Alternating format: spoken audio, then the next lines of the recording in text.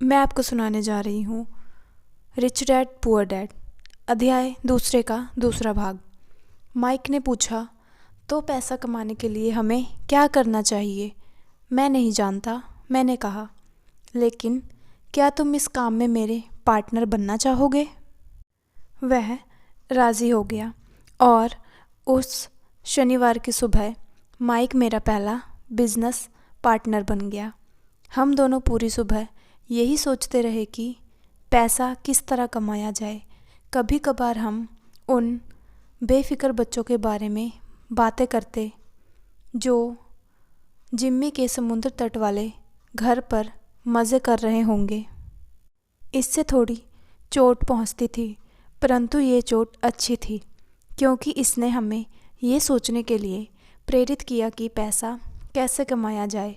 आखिरकार उस दोपहर को हमारे दिमाग में बिजली कौंध गई। ये एक ऐसा विचार था जो माइक ने किसी विज्ञान की किताब में पढ़ा था।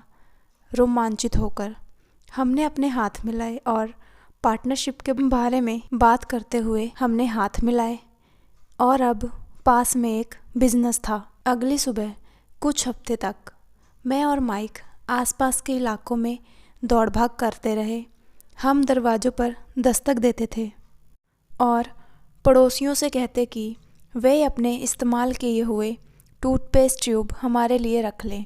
हैरत में हमें देखते हुए ज़्यादातर लोगों ने मुस्कुराकर हमारी बात मान ली। कुछ ने हमसे पूछा कि हमें टूथपेस्ट ट्यूब क्यों चाहिए। इसके जवाब में हमने कहा, हम आपको ये बात नहीं बता सकते, ये एक बिज़नेस सीक्रेट है। सप्ताह गुजरते गए और मेरी माँ बहुत जल्दी दुखी हो गई। अपने कच्चे माल को इकट्ठा करने के लिए हमने जो जगह चुनी थी वह उनकी वॉशिंग मशीन के ठीक पास थी। एक भूरे कार्डबोर्ड के डिब्बे में जिसमें कभी केचप की बोतलें रखी रहती थीं, हमारे इस्तेमाल किए हुए टूथपेस्ट के ट्यूब की संख्या बढ़ने लग गई। आखिर एक दिन माँ के सब्र का बांध टूट गया। पड़ोसियों के टूटे मूटे और इस्तेमाल किए हुए टूथपेस्ट ट्यूब को देखते देखते वह उब गई थी। उन्होंने पूछा, तुम लोग क्या कर रहे हो? और मैं ये नहीं सुनना चाहती कि ये बिज़नेस सीक्रेट है। इस कचरे को साफ़ कर दो या मैं इसे उठाकर बाहर फेंक देती हूँ। माइक और मैंने उनके हाथ पैर जोड़े और उन्हें बताया कि जल्दी ही हमारा कच्चा माल पर्याप्त जमा हो जाएगा, फिर हम इससे उत्पादन शुरू कर देंगे। हमने उन्हें बताया कि हम कुछ पड़ोसियों का इंतज़ार कर रहे हैं ताकि वे अपने टूथपेस्ट के ट्यूब्स ख़त्म कर लें। माँ ने हमें एक हफ्ते की मोहलत दे दी थी। उत्पादन शुरू होने की तारीख करीब आ गई थी। दबाव बढ़ चुका था। हमारे वेयर हाउस के मालिक यानी मेरी माँ ने हमारी पहली पार्टनरशिप कंपनी को जगह खाली करने का नोटिस थमा दिया था। अब माइक का ये काम था कि वह पड़ोसियों को अपने टूथपेस्ट जल्दी ख़त्म करने के लिए कहे और साथ में ये भी जोड़ दे कि दांत के डॉक्टरों का कहना है कि दिन में कई बार ब्रश करना चाहिए। मैं उत्पादन की प्रक्रिया को ठीक ठाक करने में जुट गया। एक दिन मेरे डैडी अपने एक दोस्त के साथ कार में बैठकर पोर्च में आए और उनके आश्चर्य का ठिकाना नहीं रहा जब उन्होंने वहाँ 9 साल के बच्चों को उत्पादन की प्रतिक्रिया में गति में जुटे हुए देखा। हर जगह बारीक सफ़ेद पाउडर बिखरा हुआ था। एक लंबी मेज पर स्कूल से लाए गए दूध के छोटे कर्टन थे। हमारे परिवार की हिबाची ग्रिल लाल दहकते कोयलों के साथ अधिकतम गर्मी पर जल रही थी। डैडी सावधानी से चलकर हमारे करीब आए। चूँकि हमारे उत्पादन की प्रक्रिया ने पोर्च पर धरना कर लिया था, इसलिए उन्हें कार बाहर ही खड़ी करनी पड़ी। जब वह और उनके दोस्त पास आए तो उन्होंने कोयलों के ऊपर रखा एक स्टील का बर्तन देखा जिससे टूथपेस्ट के ट्यूब पिघल रहे थे। उन दिनों टूथपेस्ट प्लास्टिक के ट्यूब्स में नहीं आते थे। ट्यूब्स शीशे के बने होते थे। एक बार पेंट जल जाने पर हम ट्यूब्स को स्टील के बर्तन में डाल देते थे ताकि वह पिघलकर द्रव रूप में आ सके। इस पिघले हुए शीशे को हम छोटे छेद वाले दूध के कार्टनों में डाल रहे थे। दूध के इन कार्टनों में प्लास्टर ऑफ पेरिस भरा हुआ था। हर तरफ फैला सफ़ेद पाउडर प्लास्टर ही था जिसमें हमने पानी मिलाया था। जल्दबाजी में मैंने उसके बैग को गिरा दिया था और पूरी ज़मीन ऐसी लग रही थी कि जैसे वहाँ अभी अभी बर्फ़ का तूफ़ान आया हो। दूध के कार्टन भारी बक्से थे जिसके भीतर प्लास्टर ऑफ पेरिस के सांचे थे। मेरे डैडी और उनके दोस्त हमें देखते रहे और हम पिघले हुए शीशे को प्लास्टर ऑफ पेरिस के ट्यूब के ऊपर छोटे से छेद में डाल रहे थे। संभल कर, मेरे डैडी ने कहा। मैंने बिना सिर उठाए हामी भर दी। आखिरकार जब शीशे को डालने का काम ख़त्म हो गया तो मैंने स्टील के बर्तन को नीचे रख दिया। फिर अपने डैडी की तरफ देखकर मुस्कुराया। उन्होंने हल्की मुस्कान के साथ पूछा, तुम लोग क्या कर रहे हो? हम वही कर रहे हैं जो आपने बताया था, हम अमीर बनने जा रहे हैं, मैंने कहा। हाँ, माइक ने सिर को हिलाते हुए और मुस्कुराते हुए कहा। हम दोनों पार्टनर्स हैं, डैडी ने पूछा। और इन प्लास्टर के सांचों में क्या है? देखिए, मैंने कहा, इसमें एक बहुत अच्छी चीज़ है। एक हथौड़े से मैंने सील को ठोका जिससे बाहरी खोल टूट गया। सावधानी से मैंने ऊपर के आधे प्लास्टर को हटाया और जस्ते से एक सिक्का बाहर निकल आया। हे भगवान, मेरे डैडी ने कहा, तो तुम लोग जस्ते के सिक्के ढाल रहे हो? बिल्कुल सही, मैंने कहा। हम वही कर रहे हैं जैसा आपने हमसे करने को कहा था। हम पैसा बना रहे हैं। मेरे डैडी के दोस्त ज़ोर से हंसने लगे।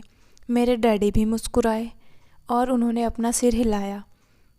उनके सामने आग और टूथपेस्ट के ट्यूब्स के बक्से के साथ सफ़ेद धूल में लिपटे हुए दो बच्चे खड़े थे जो इस कान से उस कान तक खुलकर मुस्कुरा रहे थे। उन्होंने हमसे कहा कि हम सब कुछ छोड़कर उनके साथ चलें और घर के सामने वाली सीढ़ी पर बैठें। मुस्कुराते हुए उन्होंने हमें जालसाजी शब्द का मतलब समझाया। हमारे सपने धराशायी हो गए थे। तो आपका मतलब है कि ये गैरकानूनी है?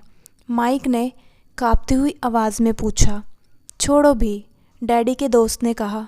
हो सकता है कि बच्चे अपनी जन्मजात प्रतिभा को विकसित कर रहे हो। मेरे डैडी उन्हें घूरते रहे।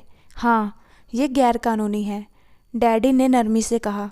परंतु तुम लोगों ने ये साबित कर दिखाया है कि तुम में बहुत ज़्यादा रचनात्मक और मौलिक विचार है। इस तरह आगे बढ़ते रहो, मुझे तुम पर गर्व है। निराश होकर माइक और मैं तकरीबन 20 मिनट तक चुपचाप अपना सिर पकड़कर बैठे रहे। इसके बाद हमने सारा अटाला साफ़ करना शुरू किया। पहले ही दिन हमारा बिजनेस चौपट हो गया था। पाउडर साफ़ करते हुए मैंने माइक की ओर देखा, फिर कहा, मुझे लगता है जिमी और उसके दोस्त ठीक कहते हैं, हम सचमुच गरीब हैं। जब मैंने ये कहा तब डैडी बस जाने वाले ही थे। बच्चों, उन्होंने कहा, तुम गरीब तभी कहलाओगे जब तुम लोग हार मान लोगे। सबसे महत्वपूर्ण चीज़ ये है कि तुमने कुछ किया। ज़्यादातर लोग केवल अमीर बनने के बारे में तो बातें करते रहते हैं और उसके सपने देखते रहते हैं। तुमने कुछ किया। मुझे तुम दोनों पर गर्व है। मैं एक बार फिर से यही कहूँगा, आगे बढ़ते चलो, हार मत मानो। माइक और मैं खामोश खड़े थे। ये शब्द सुनने में ही अच्छे लगते थे, परंतु हमें ये पता नहीं था कि हमें क्या करना चाहिए। तो ऐसा क्यों है डैडी कि आप अमीर नहीं हो? मैंने पूछा। क्योंकि मैंने एक स्कूल टीचर बनने का फ़ैसला किया था। स्कूल के टीचर अमीर बनने के बारे में नहीं सोचते, हम सिर्फ पढ़ाना पसंद करते हैं। काश कि मैं तुम लोगों की मदद कर सकता। परंतु हकीकत में मैं ये नहीं जानता कि दौलत कैसे कमाई जाती है। माइक और मैं पलटे और अपने सफाई अभियान में जुट गए। डैडी ने कहा, अगर तुम लोग ये सीखना ही चाहते हो कि अमीर कैसे बना जाए तो तुम मुझसे मत पूछो माइक, तुम अपने डैडी से ये सवाल पूछो। मेरे डैडी? माइक ने हैरानी से पूछा। हाँ, तुम्हारे डैडी, मेरे डैडी ने मुस्कुराकर दोहराया। तुम्हारे डैडी और मेरा बैंकर एक ही है और वह तुम्हारे डैडी की बहुत तारीफ़ करता है।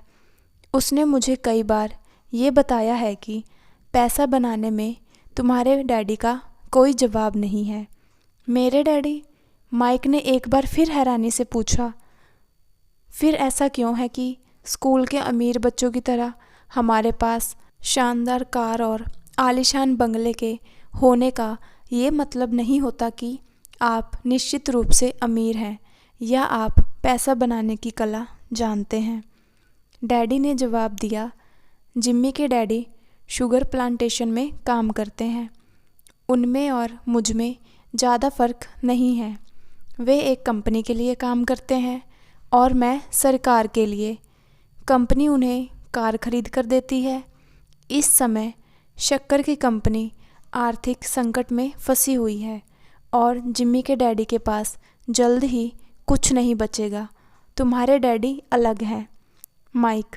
ऐसा लगता है कि वे एक साम्राज्य बनाने जा रहे हैं और मेरा अंदाज़ है कि कुछ ही सालों में वे बहुत अमीर बन जाएंगे। ये सुनकर माइक और मैं एक बार फिर रोमांचित हो गए। नए उत्साह ने हमसे अपने डूबे हुए व्यवसाय के कचरे को साफ करना शुरू कर दिया। जब हम सफाई कर रहे थे तो हमने ये योजना भी बना ली कि कब और कैसे माइक के डैडी से बात की जाए। समस्या ये थी कि माइक के डैडी बहुत ज़्यादा काम करते थे और देर रात तक घर नहीं लौटते थे। माइक के डैडी के पास कई वेयरहाउस, कंस्ट्रक्शन कंपनी, स्टोर्स की श्रृंखला और 3 रेस्तरां थे। रेस्तराओं के कारण ही उन्हें घर लौटने में देर हो जाती थी। आज के लिए बस इतना ही। बहुत बहुत शुक्रिया।